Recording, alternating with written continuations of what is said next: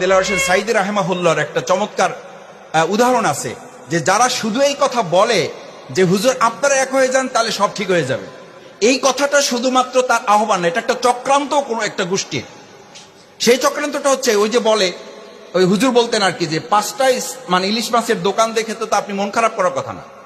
বরং একটা ইলিশ মাছের দোকান থাকলে আপনি মন খারাপ হবে যে বাধ্য হয়ে তো নিতেই হবে, তার মধ্যে একটু স্বৈরতান্ত্রিক মনোভাব থাকে যে আমি একাই তো যা দাম বলবো নিতেই হবে। আর 5টা থাকলে তো আপনি দামাদামি করতে পারবেন, দেখতে পারবেন কোনটা রূপালী, কোনটা পদ্মার, কোনটা তেতুলিয়ার, কোনটা বঙ্গোপসাগরের, কোনটা ডিম আছে, কোনটা ডিম নাই, আপনার আগ্রহ থাকবে।